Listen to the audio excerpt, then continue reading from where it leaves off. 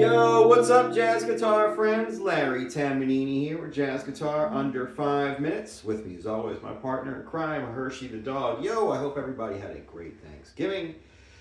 Saturday after the holiday. It's always great to spend time with family, but it's always great to work on some guitar stuff. And I'm here today to talk about embellishments and articulations, right? Just caught me playing Minor League by Duke Pearson. I can remember maybe the weekend after Thanksgiving seeing Joey DeFrancesco play this song with Byron Landon and Craig Ebner on guitar and really wanting to learn this song. And it was a real challenge. So one thing that you find out on guitar is it's really hard to play jazz if you're trying to pick everything. And let's just say you're like me and you learn to play guitar from maybe an old school perspective where you play your scales, 2 octaves, arpeggios.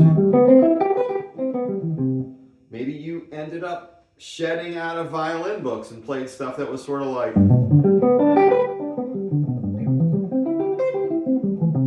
right?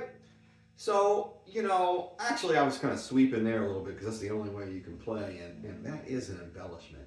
But, or even if you're like warming up, some guitar players get in the trap of warming up a lot. And they say, I'm going to work on my finger exercises for 30 minutes, 40 minutes. Wow, I mean, that's a lot. And if you just keep playing like this, if you play your scales like that all the time, maybe you're playing your modes,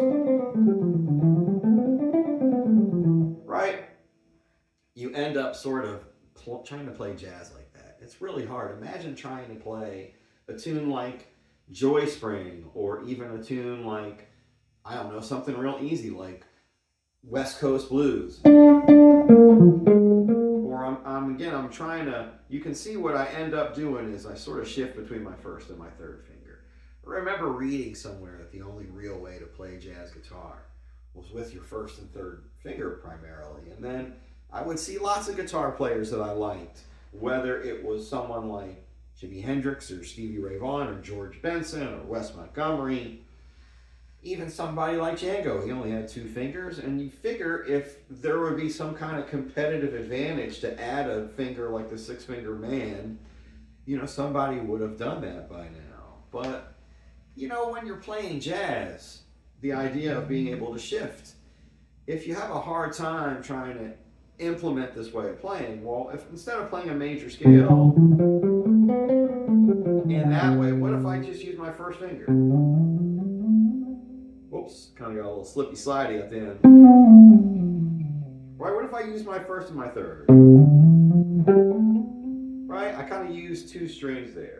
All right, well, that kind of works, for if I played a scale like this. Right?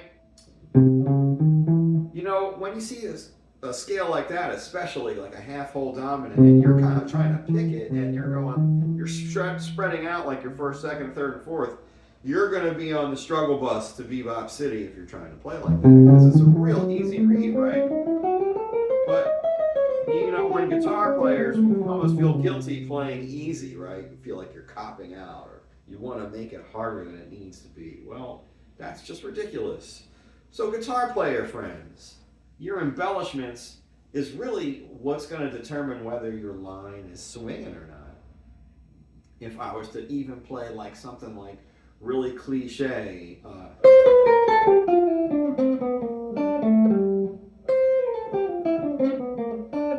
right, a little bit better, right?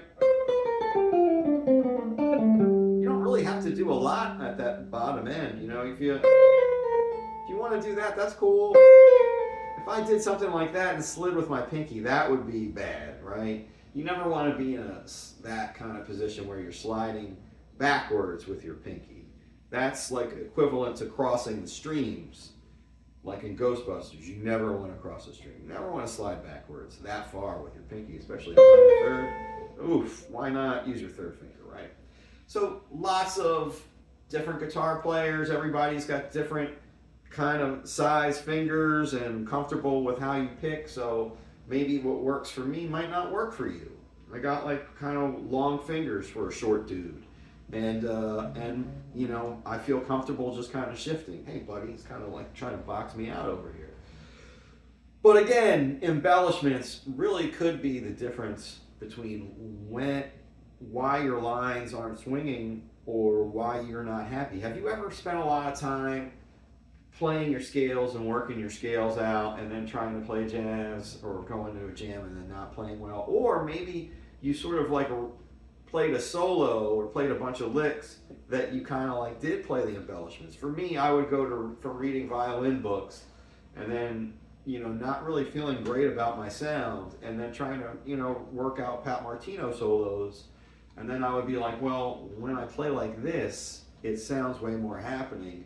And a lot of that had to do with, I was actually playing like vocabulary, but the rest of it had to do with, I was slurring, I was, you know, slurs, vibrato, sliding, that stuff is really, really important.